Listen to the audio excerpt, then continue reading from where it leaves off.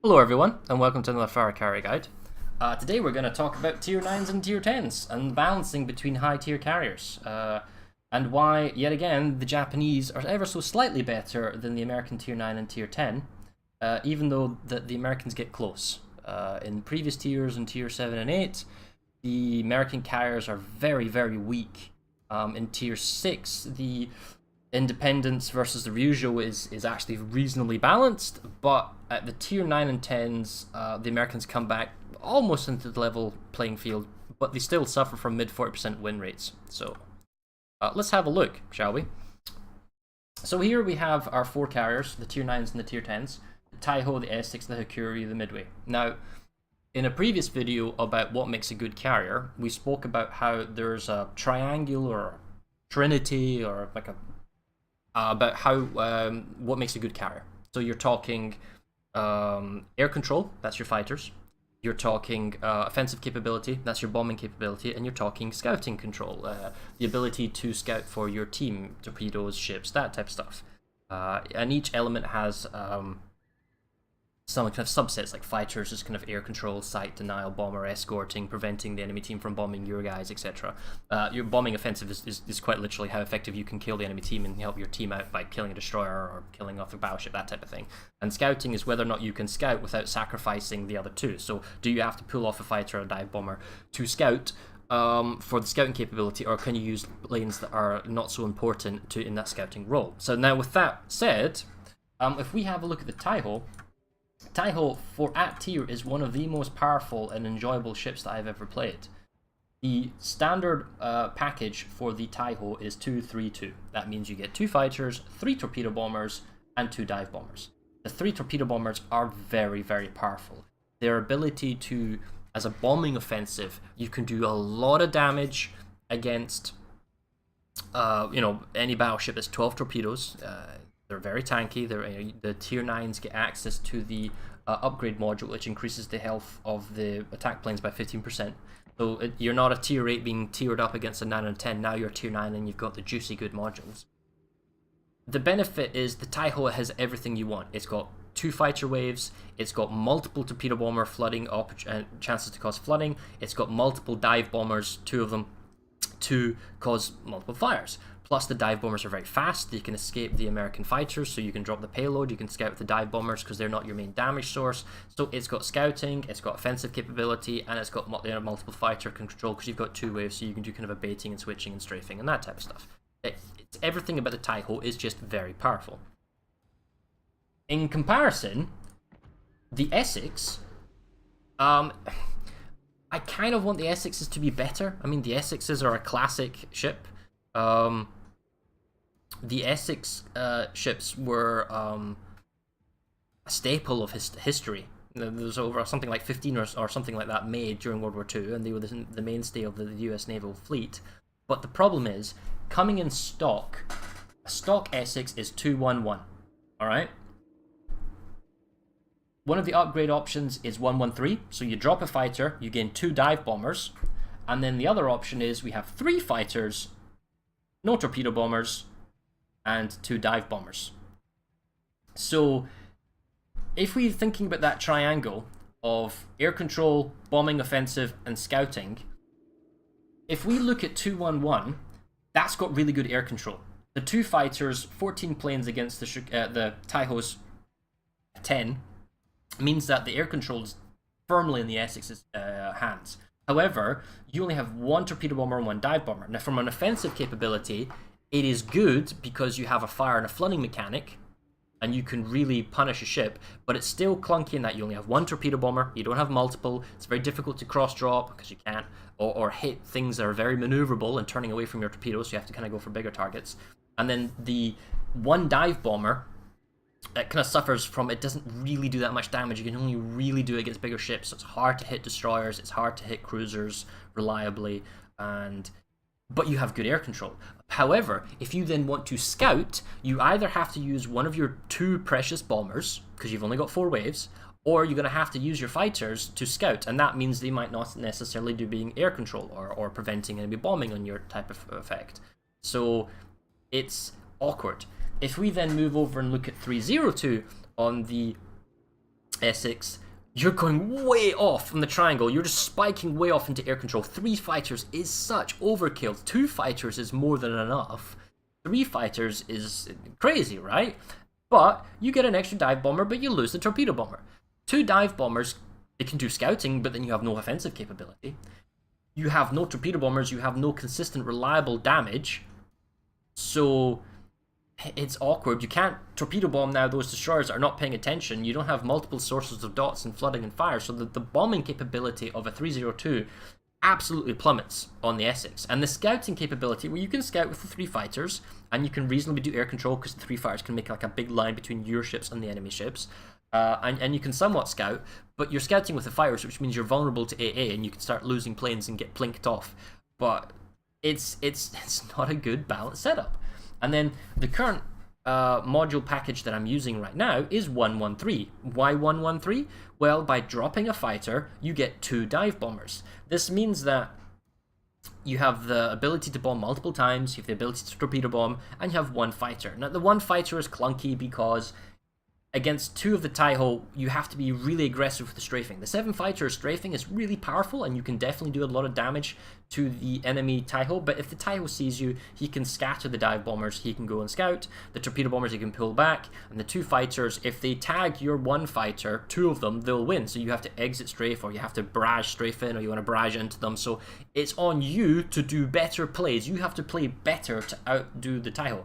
And for the most part, the fighter is more of a kind of a bomber escort rather than an enemy denial. You know, you can sort of deny, but you can only be in 1 place. You don't have 2 fighters to cover the map. You have to, you know, you can only really be in 1 place, and that's why it's clunky. It's nearly there in terms of number of planes in the air. You have as many as the Taiho practically, but you only have 5 waves in the air as opposed to the Taiho's 7 waves. Taiho can just load planes faster, and then there's another issue in that if you have 2 groups of 3 torpedo bombers, okay, or in this instance 3 groups of 4 torpedo bombers, that's the Taiho, and 1 group of 6 torpedo bombers, bizarrely enough, the 12 torpedo bombers of the Taiho load faster than the 1 torpedo bomber of the Essex, because each wave loads individually.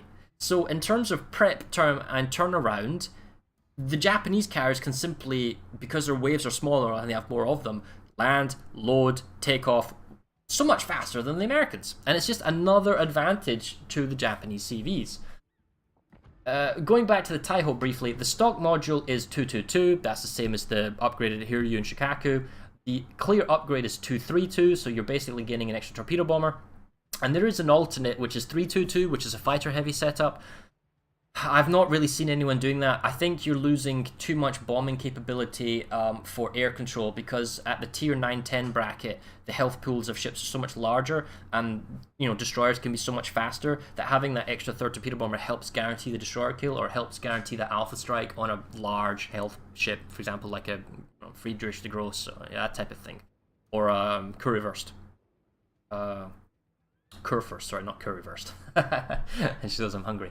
Okay, so that shows the tier 9s and the tier 10s. In terms of anti-air, both of them reasonably have good AA, and they both have defensive fire, so that's not really an issue. But Taiho can be a little bit stealthy, or stealthier, but it really doesn't matter too much. They're kind of roughly around the same level. The actual hull of the ship is kind of irrelevant. What you're interested in is plane capacity and the module setup. And when it comes to the module setup, the Essex is just clunky on all levels. It's just, you know, and that's just the way it is. And then we'll go have a look at the Hakuryu Midway, and we see it's kind of more of the same here. So if we'll have a look at now the Hakuryu, this is the epitome, the jewel in the crown of the Japanese carrier line. It's an improved Taiho, and the stock module comes in at 232, so that's the upgraded Taiho. A clear upgrade is 233, so you get an extra dive bomber, and then there's an alternate module which is 422, which is a lot of fighters. So the upgraded 233 module, this is the balance setup. We've gained a dive bomber, so in terms of offensive capability, it's marginal increase. What has happened is, though, the planes are far more tankier, and they're faster. So you're looking into the fact that because you can't be up tiered in a tier 10 it's more forgiving to fly into hostile AA, or you can go into large groups of enemy AA, and provided there's not a defensive fire, you can get really good hits. The extra dive bomber just means that in that kind of triangle, the air control of the two fighters is still there, and it's still pretty good. The offensive capability has gone up ever so slightly in that triangle, one of the prongs, because you got that extra dive bomber, but the scouting capability has got a big increase, because the dive bombers are not the main damaging element of the Taiho, the Hakuryu. It comes from the torpedo bombers. So to have 3 dive bombers who can now scout the whole map if you want to, or replace another one that gets shot down or that type of thing, is really powerful.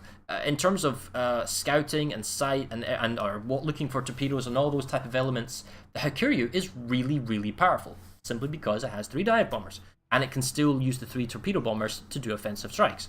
And then if you want to, because it's got multiple sources of flooding and multiple sources of fire, because of the multiple divers and torpedo bombers, you can apply lots of dots on targets if you don't think you can alpha strike it and kill it in one go. In terms of anti-air, it's quite powerful, the secondaries are quite powerful, the concealment is pretty decent compared to the Midway, which is very large concealment for the American, and in upgrades it's the same as the Taiho. You get the increased health, and it's just a powerful ship, and it's actually very fast, so you can kind of outrun destroyers and that type of thing.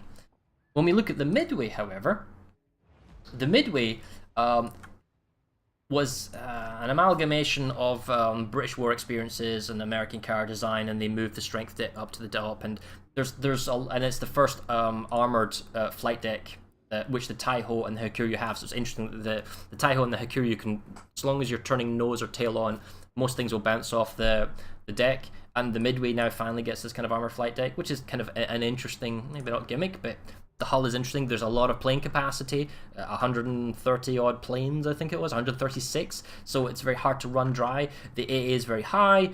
The detection on the Midway is quite high as well. So in this particular captain, I am using a concealment build, and it's reasonably fast at 34 knots. But again, it comes down to what can the Midway actually do with its flight package. So the stock setup is 2-1-2. 2 fires, 1 torpedo bomber, 2 dive bombers. We then have a 3-0-2, just like the Essex, so we're going way off into the air control, but we're losing a ton of offensive capability because we're losing that torpedo bomber, so it's 1 fighter for 1 torpedo bomber drop. And then we're looking into 1-1-3, which is the same kind of strike-ish setup that the Essex has.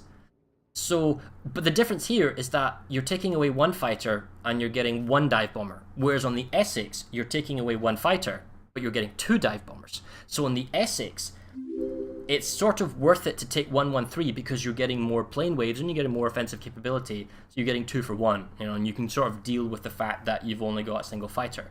On the Midway, however, if you're looking into the triangle, the 2 fighters on the Midway, for the first time, the Americans have a somewhat balanced strike capability across their entire line. They only ever get 1 fighter unless you want to sacrifice all bombing capability. For the first time, the Midway actually gets 2 fighters.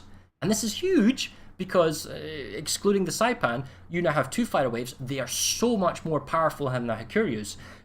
The air game has now shifted the air control into the Americans' favor. The Midway has dominant air control. It also has a lot more ammunition. It's got a bigger plane wave. You can dominate far more against the Hakuryu. Now, the problem, however, with the Hakuryu is that he doesn't care about your extra fighters because he'll use his dive bombers, which are faster, drop the payload, and you'll go around and scout, and you'll be on a wild goose chase if you start chasing them off. And the fact is, his 2 fighters will beat one of your fighters, so you don't really want your 2 fighters spreading out, chasing down these dive bombers going all over the place. What you want to do is basically escorting your ships and stopping enemy torpedo bombers, or providing an escort for your own bombers. And speaking of which, with 1 torpedo bomber and 2 dive bombers, you do have multiple sources of fire, 2 waves, so that's kind of good, and you have that 1 torpedo bomber. So it's still clunky because you only have the 1 torpedo bomber and you don't have the cross drop capability, but having it is better than not having it, and you having a source of flooding is good. And the 2 dive bombers, yes, they can do good damage, but you're still limited to the 2 waves, and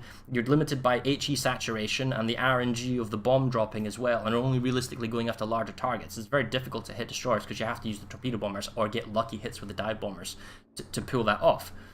So, and it's still the victim, the Midway, of the fact that the multiple smaller waves of the Hakuryu will load faster than the larger singular waves of the Midway. The Hakuryu can land, prep all 12 dive bombers and all 15 dive bombers and all 12 torpedo bombers faster than it takes the Midway to land only 3 bomber waves, turn them around, and then take them off. And you're like, oh man. I don't know if Wargaming was thinking about that when it comes to balance of how multiple waves load faster. So whenever I play the Midway compared to the Hakuryu, I love the air control. The air control of 2 fighters is really powerful. I don't have to worry about being out-muscled, and you can basically dominate the pace, and you can do sight denial, and you can do scouting if you want to with the fighters.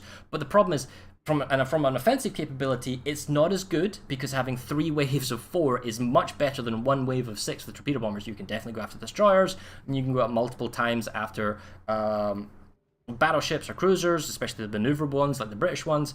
And also, don't forget, when you do defensive fire or manual fire AA and you click on a plane, with the American, you only have 1 torpedo bomber wave, so the enemy just clicks on that 1 wave, and that's all he has to worry about. But with the Japanese, you've got 3 waves, so he clicks on 1 wave, he kills that 1 wave, and now he has to manually click the 2nd and 3rd one, and if he doesn't do that, these 2 are not going to take the same amount of damage, and they can get the hits in.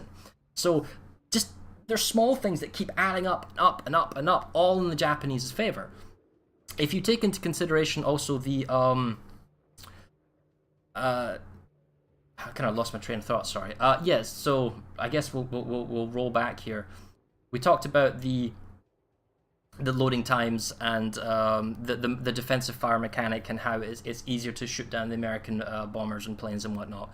And it just means that the Hakuryu, in the triangle, although the Midway is stronger in the air control, it is weaker. It's still good, but weaker by about 1/3 on the offensive capability, and on the scouting capability, it's really weak. And one of the reasons why the Hakuryu is so good is because it has a really strong scouting capability, if you think of that triangle. And if you want to scout with the Midway and not sacrifice your fighters because you want to muscle, the 2 enemy ones on the Hakuryu or the 2 enemy ones on the Midway, you can't scout. If you use your dive bomber scout or your torpedo bomber scout, then your entire offensive capability is now used for scouting.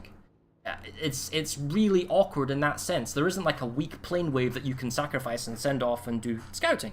It's just not there. And I find when I play the Midway compared to the Hakuryu, the turnaround of the plane time in the Midway means that, yes, there's lots of ammo on the fighters, yes, I can do lots of strafing, yes, I can do air control, and the bombers go out and they do their attack, but then the turnaround time, the time it takes to get back, to land, to prep, to take off, especially with the fighters, there's a big window where the Hakuryu can come in and bomb because my fighters have to eventually come back and land due to lack of ammunition or maybe shot down or something like that. And the turnaround time for the fighters is huge. And the bomber turnaround is also, so the point is, the number of strikes you can get at with the Midway are fewer because of the amount of time it takes to recycle your planes.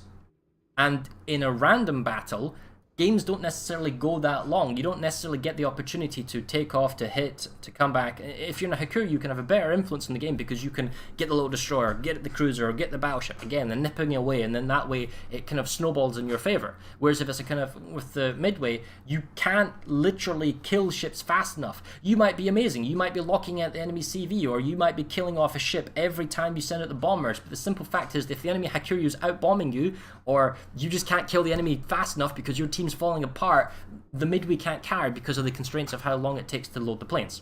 So, anyway.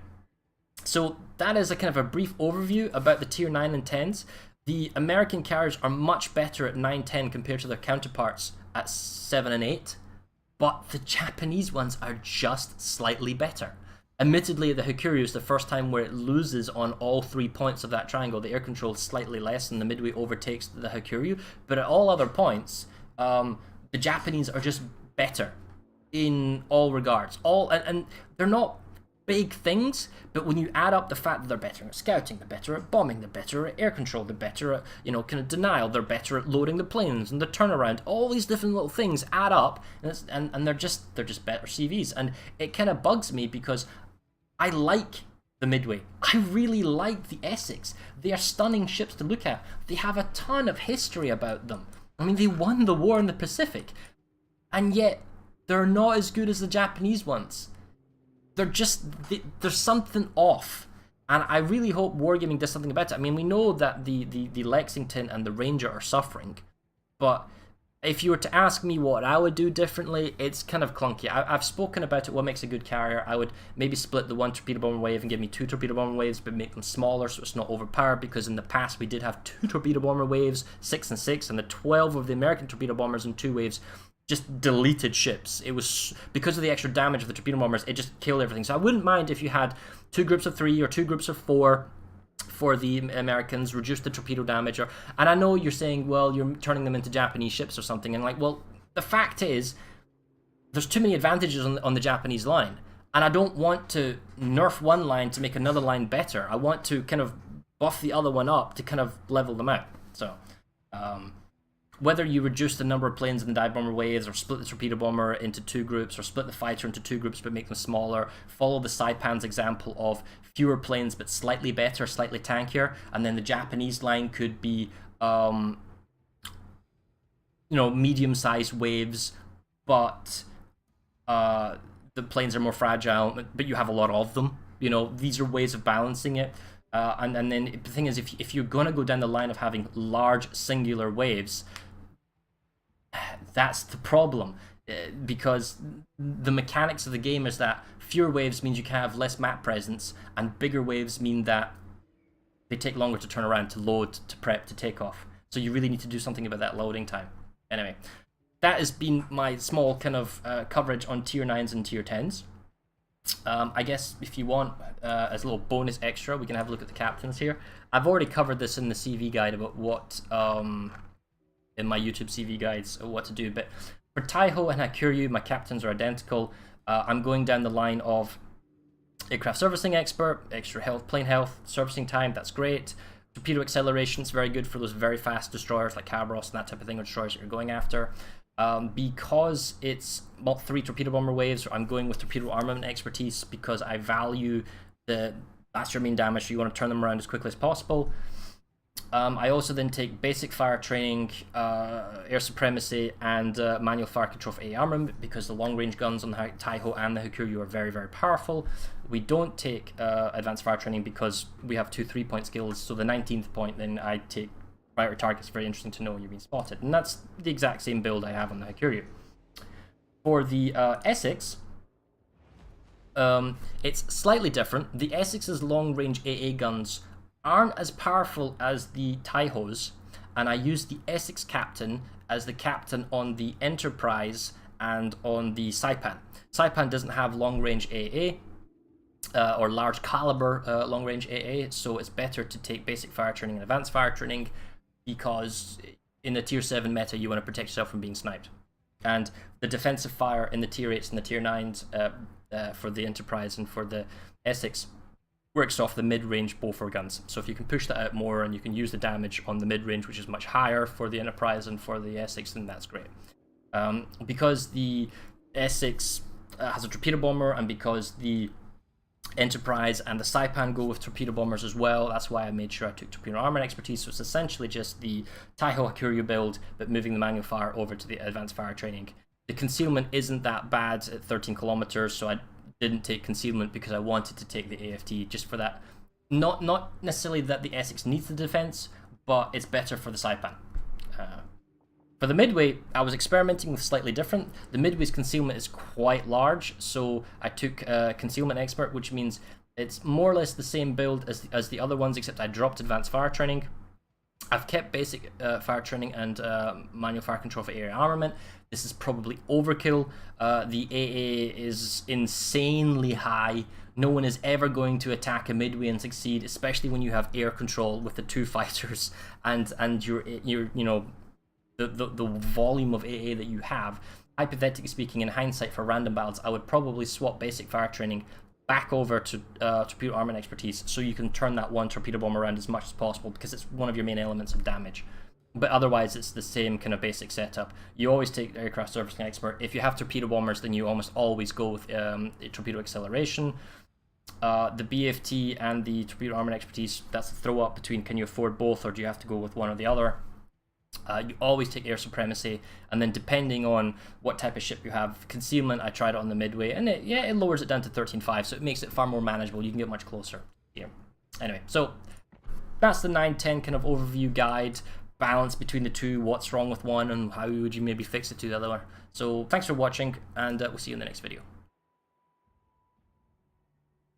And there we go.